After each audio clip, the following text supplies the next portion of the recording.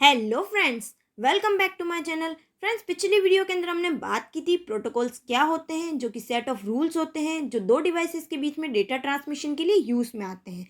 इसी तरीके से हमने देखा था ओएसआई मॉडल, जो कि आईएसओ के द्वारा डेवलप किया गया था, जिसके अंदर 7 लेयर्स थी, जिसके थ्रू डेटा का ट्रांसमिशन कंप्लीट होता है। और ये लेयर्स जो होती है डिफरेंट तरीके से वर्क करती है। सो फ्रेंड्स, अगर अभी तक आपने मेरी पिछली वाली वीडियो नहीं देखी है तो पहले जाकर के उस वीडियो को ज़रूर देख लीजिए। और अगर अभी तक आपने मेरे चैनल को सब्सक्राइब नहीं किया है तो प्लीज़ सब्सक्राइब कर दीजिए और वीडियोस को लाइक और शेयर करना ना भूलें। आज की वीडियो के अंदर हम बात करने वाले हैं टीसीपी आईपी मॉडल क्या होता है और ये ओएसआई मॉडल से डिफरेंट किस तरीके से है।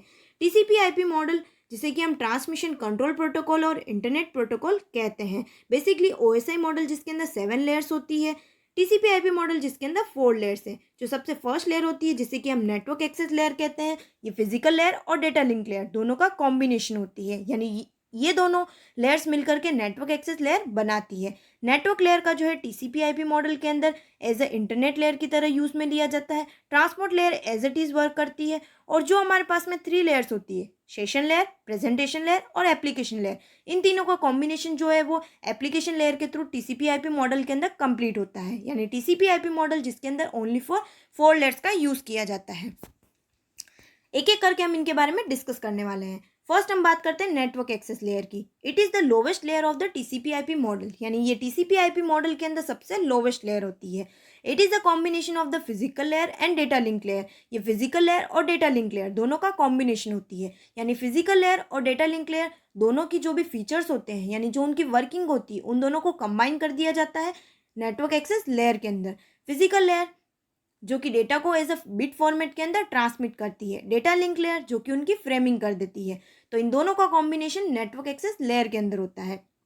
It define how the data should be send physically through the network. इसके अंदर ये चीज़ भी देखी जाती है कि कैसे एक डिवाइस से दूसरे डिवाइस तक, मान लेते हैं हमारे पास में एक ए डिवाइस है और दूसरा बी डिवाइस है, इन दोनों के बीच में डेटा किस तरीके से फिजिकली ट्रांसमिट होगा नेटवर्क के थ्रू, वो भी डिसाइड होता है नेटवर्क एक्सेस लेयर के थ्रू। यानी इसके अंदर कौन से डिवाइसेस का यूज़ किया जाएगा, कौन सी टोपोलॉजी यूज़ में ली जाएगी और इसके अंदर कौन से ट्रांसमिशन मोड्स का यूज़ लिया जाएगा, तो ये और कौन से फिजिकल मीडियम का यानी केबल्स वगैरह का यूज़ किया जाएगा, वो सारा इसके अंदर शामिल होता है। इसी तरीके से डेटा लिंक लेयर के थ्रू इसके अंदर जो भी हमारे पास में फिजिकल एड्रेसिंग होती है, इसी तरीके से हमारे पास में एरर कंट्रोल, फ्लो कंट्रोल, ये सारी चीज़ें डेटा लिंक लेयर के थ्रू कंप्लीट होती है। और ये जो भी बीट्स होती है उनकी फ्रेमिंग कर देता है, यानी जो भी नंबर ऑफ बीट्स होती है उनको फ्रेम के अंदर डाल दिया जाता है। It is mainly responsible for the transmission of the data between two devices on the same network. ये दो डिवाइसेस के बीच में डेटा को ट्रांसमिट करने के लिए सबसे ज़्यादा रेस्पॉन्सिबल होता है, क्योंकि इसी के अंदर देखा जाता है कि कौन से मीडियम का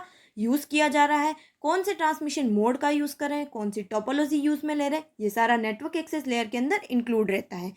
सेकेंड लेयर होती है हमारे पास में इंटरनेट लेयर। बेसिकली ये ओएसआई मॉडल के अंदर नेटवर्क लेयर की तरह ही वर्क करती है। ओएसआई मॉडल जिसके अंदर हमने देखा था नेटवर्क लेयर होती है, टीसीपी आईपी मॉडल जिसके अंदर ये लेयर होती है एज अ इंटरनेट लेयर की तरह। इसे हम नेटवर्क लेयर भी कहते हैं। ये डेटा को एज अ पैकेट्स की फॉर्म के अंदर ट्रांसमिट कर देती है किसी भी नेटवर्क से।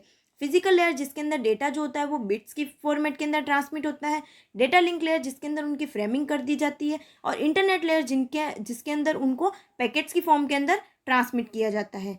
इसी तरीके से डिफरेंट टाइप के प्रोटोकॉल्स इस लेयर के अंदर यूज में आते हैं। फर्स्ट यूज में आता है आईपी प्रोटोकॉल, जिसे कि हम इंटरनेट प्रोटोकॉल कहते हैं। बेसिकली आईपी क्या होता है, इसके डिफरेंट तरीके के वर्क होते हैं। ये आईपी एड्रेसिंग का काम करता है। बेसिकली आईपी एड्रेस क्या होता है, it implement logical host address, यानी इसके थ्रू ये देखा जाता है कि कौन सा डिवाइस जो है वो किस नेटवर्क से जुड़ा हुआ है, वो होता है IP address. It use by the internet and higher layer to identify the devices and to provide internetwork routing. इसके अंदर ये चीज़ देखी जाती है कि कौन सा डिवाइस जो है किस नेटवर्क से जुड़ा हुआ है और उसके थ्रू एक डिवाइस से दूसरे डिवाइस तक डेटा को जो होता है वो ट्रांसमिट किया जाता है। और वो जो डेटा होता है उसके लिए बेस्ट पाथ जो है इसी के अंदर प्रोवाइड होता है। ये होस्ट टू होस्ट कम्युनिकेशन के लिए यूज़ में आती है। इसके अंदर डेटा का एनकैप्सुलेशन हो जाता है और उनकी फॉर्मेटिंग होती है। बेसिकली फॉर्मेटिंग किस तरीके से होती है कि जो भी हमारे पास में फ्रेमिंग की हुई बीट्स होती है उनको पैकेट्स की फॉर्म के अंदर ट्रांसमिट किया जाता है। इसके अंदर राउटिंग की प्रोसेस भी इंक्लूड रहती है, यानी जो आईपी यानी इंटरनेट प्रोटोकॉल होता है वो राउटिंग के लिए भी यूज़ में आता है, यानी बेस्ट पाथ जो है प्रोवाइड करने के लिए भी ये इस्तेमाल किया जाता है। यानी आईपी प्रोटोकॉल जो होता है, जिसके अंदर आईपी एड्रेस शामिल होता है, host to host communication complete होती है, डेटा एनकैप्सुलेशन और फॉर्मेटिंग का काम होता है और राउटिंग का काम होता है। इसी तरीके से हमारे पास में एक प्रोटोकॉल होता है एआरपी, जिसे कि हम कहते हैं एड्रेस रेजोल्यूशन प्रोटोकॉल। ये क्या काम करता है? It find the physical address from the IP address. ये आईपी एड्रेस के थ्रू फिजिकल एड्रेस जो है फाइंड करता है। टू टाइप के हमारे पास में एड्रेस होते हैं, फिजिकल एड्रेस और आईपी एड्रेस। फिजिकल एड्रेस जिसे कि हम MACB कहते हैं, यानी कि मैक एड्रेस कहते हैं, मीडिया एक्सेस कंट्रोल एड्रेस होता है। फिजिकल एड्रेस ये बताता है कि हर एक डिवाइस का जो है एक एड्रेस होता है, जिसे कि हम फिजिकल एड्रेस कहते हैं, और वो जो डिवाइस होता है वो कौन से नेटवर्क से जुड़ा हुआ है, तो वो डिफाइन किया जाता है आईपी एड्रेस के थ्रू। आईपी एड्रेस के थ्रू जो है ये बताया जाता है कि कौन सा डिवाइस किस नेटवर्क से जुड़ा हुआ है। तो ये एक तरीके से एआरपी फिजिकल एड्रेस को फाइंड करता है आईपी एड्रेस के थ्रू। इसी तरीके से थर्ड होता है हमारे पास में आईसीएमपी, जिसे हम कहते हैं internet control message protocol.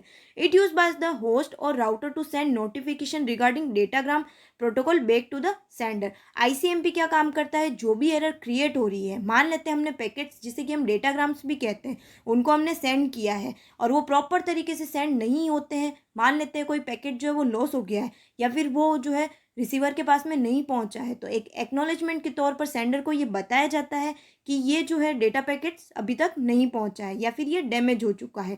It report the error to the sender that user datagram has been damaged. इसके अंदर सेंडर को ये इन्फॉर्मेशन दी जाती है एज ए एक्नॉलेजमेंट की तरह कि जो भी डेटा फ्रेम है वो लॉस हो चुकी है या फिर वो डैमेज हो चुकी है, ताकि उसको वापस से रीसेंड किया जा सके। तो ये काम होता है हमारे पास में आईसीएमपी प्रोटोकॉल के थ्रू। तो इंटरनेट लेयर, जिसके अंदर डिफरेंट टाइप के हमारे पास में प्रोटोकॉल्स होते हैं जो डेटा को एज अ पैकेट्स की फॉर्म के अंदर ट्रांसमिट करता है। आईपी प्रोटोकॉल होता है, एआरपी प्रोटोकॉल होता है और आईसीएमपी प्रोटोकॉल इंक्लूड रहता है। थर्ड लेयर होती है हमारे पास में ट्रांसपोर्ट लेयर। ट्रांसपोर्ट लेयर क्या काम करती है? जो भी पैकेट्स होते हैं उनको सेगमेंट फॉर्मेट कर देती है, यानी सेगमेंट्स के अंदर उन पैकेट्स को डाल दिया जाता है। It is responsible for the reliability, flow control, error control, correction of data which is being send over the network. Transport layer responsible होती है कि डेटा जो है वो सही तरीके से यानी रिलायबिलिटी के साथ में ट्रांसमिट हो सके। उसकी जो डेटा की ट्रांसमिशन रेट है, यानी जो डेटा रेट है, यानी नंबर ऑफ बीट जो कि पर सेकेंड ट्रांसमिट की जा रही है, वो भी सही तरीके से कंट्रोल रहे और किसी भी तरह की कोई भी एरर या कोई भी करेक्शन जो है डेटा के ट्रांसमिशन के अंदर ना आए। इसके अंदर बेसिकली टू टाइप के प्रोटोकॉल्स का यूज़ किया जाता है। फर्स्ट होता है यूज़र डेटाग्राम प्रोटोकॉल, जिसे कि हम यूडीपी कहते हैं, और दूसरा होता है ट्रांसमिशन कंट्रोल प्रोटोकॉल, जिसे कि हम टीसीपी कहते हैं। फर्स्ट बात आती है कि यूडीपी, जिसे कि हम यूज़र डेटाग्राम प्रोटोकॉल कहते हैं, ये क्या होता है? It provide connectionless services and end to end delivery of transmission. Connectionless services क्या होती है? सेंडर और रिसीवर दोनों के बीच में डेटा ट्रांसमिशन से पहले कोई भी कनेक्शन स्टेब्लिश नहीं किया जाता है, उसे हम कहते हैं कनेक्शन लेस सर्विसेज। जो भी एंड टू एंड डिलीवरी होती है डेटा के ट्रांसमिशन की, वो यूडीपी के थ्रू जो है कंप्लीट होती है, इसीलिए इसे हम यूजर डेटाग्राम प्रोटोकॉल कहते हैं। ये अनरिलायबल प्रोटोकॉल होता है as it discover the error but not specify the error. ये जो भी हमारे पास में पैकेट्स लॉस हो रहे हैं या जो भी डेटा ट्रांसमिट हो रहा है उसके थ्रू ये तो बताते हैं, ये स्पेसिफाई नहीं करते हैं कि एरर जो है वो अकर हो चुकी है। यानी जो भी एरर है उसको डिस्कवर तो कर लेते हैं कि डेटाग्राम जो है वो सही तरीके से नहीं पहुंचा है, लेकिन उस एरर को स्पेसिफाई नहीं करते हैं, इसीलिए ये अनरिलायबल होते हैं। दूसरा होता है टीसीपी, जिसे कि हम ट्रांसमिशन कंट्रोल प्रोटोकॉल कहते हैं। It create a virtual circuit between the sender and receiver. ये सेंडर और रिसीवर दोनों के बीच में एक वर्चुअल सर्किट क्रिएट कर देता है। It reliable detect the error and retransmit the damage frame. इसके अंदर क्या होता है? एक डिवाइस से, मान लेते हैं हमारे पास में एक ए डिवाइस है और दूसरा बी डिवाइस है, इन दोनों के बीच में डेटा ट्रांसमिट हो रहा है। ए ने बी तक डेटा को ट्रांसमिट किया, बी क्या काम करेगा? ए को वापस से एक्नॉलेजमेंट देगा। एक्नॉलेजमेंट एक तरह की इंफॉर्मेशन होती है जो सेंडर को दी जाती है कि उस बी के पास में डेटा जो है बिना किसी लॉस के जो है पहुंच चुका है और किसी तरह की कोई एरर नहीं है, और अगर एरर होती है तो उसके बारे में भी ये इन्फॉर्मेशन प्रोवाइड कर देता है कि वो फ्रेम जो है वो लॉस्ट हो चुकी है या फिर डैमेज हो चुकी है, ताकि उस फ्रेम को वापस से सेंडर ट्रांसमिट करे। इसीलिए टीसीपी जो होता है वो ज़्यादा रिलायबल होता है यूडीपी के मुकाबले, क्योंकि यूडीपी के अंदर सिर्फ एरर को डिस्कवर किया जाता है, स्पेसिफाई नहीं किया जाता है, जबकि टीसीपी के अंदर उनको डिस्कवर भी किया जाता है, यानी उनको डिटेक्ट भी किया जाता है और सेंडर तक इन्फॉर्मेशन भी रिटर्न की जाती है। इसी तरीके से लास्ट लेयर होती है हमारे पास में एप्लीकेशन लेयर। एप्लीकेशन लेयर जो कि responsible for handling high level protocols, issue of representation application layer जो होती है वो रेस्पॉन्सिबल होती है हायर लेवल प्रोटोकॉल्स के लिए, यानी जितने भी हमारे पास में प्रोटोकॉल्स होते हैं जिनके थ्रू डेटा ट्रांसमिशन कंप्लीट होती है वो एप्लीकेशन लेयर के अंदर होती है। इसी तरीके से it allow the user to interact with the application, ये यूज़र को उस एप्लीकेशन के साथ में इंटरेक्ट रखने के लिए यूज़ में आता है। जैसे हमारे पास में कोई भी हम डिवाइसेस का यूज़ करते हैं, उन डिवाइसेस के थ्रू यूज़र जो है कनेक्ट होता है, यानी कि इंटरेक्ट होता है, तो वो जो काम होता है वो किसके थ्रू होता है, एप्लीकेशन लेयर के थ्रू होता है।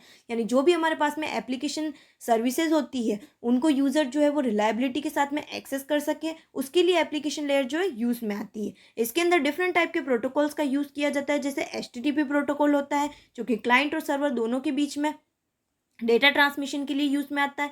SNMP होता है, SMTP होता है जो कि ईमेल्स के अंदर यूज़ में आता है।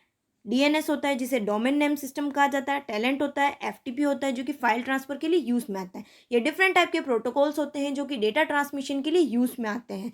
तो ये सारे प्रोटोकॉल्स जो कि एक तरीके से एप्लीकेशन सर्विसेज भी कहलाती है, इनको एक्सेस करने के लिए जो है एप्लीकेशन लेयर का यूज़ किया जाता है। तो एप्लीकेशन लेयर जो कि सबसे पास में होती है यूज़र के, इसीलिए इसे हम क्या कहते हैं कि ये यूज़र को एप्लीकेशन के साथ में इंटरेक्ट करने के लिए एलो करती है। और ये सारे प्रोटोकॉल्स को हम आने वाली वीडियोस के अंदर डिटेल से देखने वाले हैं।